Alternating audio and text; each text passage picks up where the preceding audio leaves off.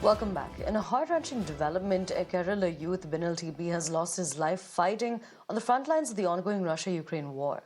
The 32-year-old, who had been fighting on Russia's side, was killed in a deadly drone attack, while his cousin, Jain, who was with him, survived but suffered injuries.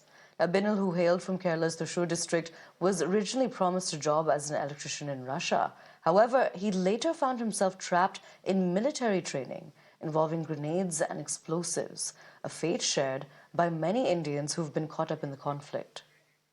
Now, while speaking exclusively with Times Network, Binil's brother, Libin Babu, shared the heartbreaking details of his brother's journey. Family claimed that for the last few months, he had been desperately trying to get home. His untimely death has left behind a young widow and a 4-month-old child, as the Indian government works to bring his body back home. The Ministry of External Affairs has reiterated its demand for the early discharge of those remaining Indian nationals still in Russia.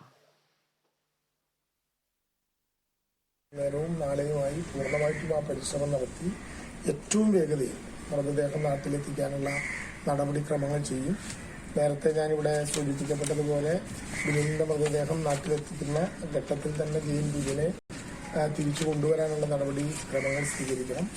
ഇതിപ്പോ നമ്മൾ സന്ദീപിന്റെ മരണത്തെ തുടർന്നാണ് ഇത്ര ഗൗരവമായിട്ടുള്ള ചില കാര്യങ്ങൾ കേട്ടത്.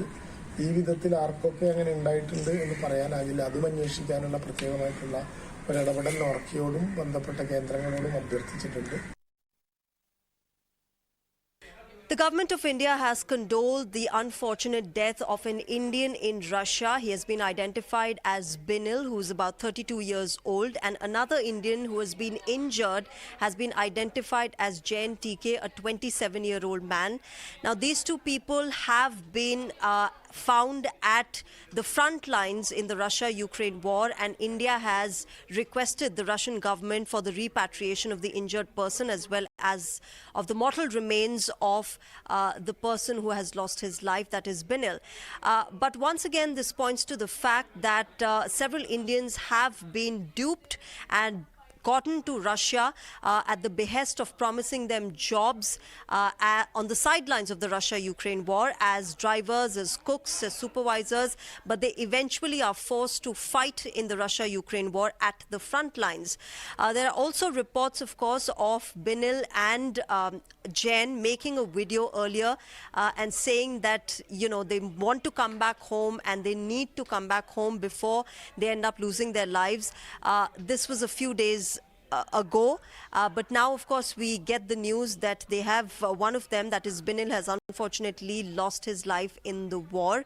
The Indian embassy is in touch with the Russian authorities, also saying that most of the Indians who were duped and gotten to Russia at the front lines have been gotten back, about 45 as per last reports, but there are several others who still remain, and those need to be gotten back as well. So we'll have to wait and watch how this really moves forward, but for now the government of India asking for the repatriation of the mortal remains as well as of the injured person Jain from Russia.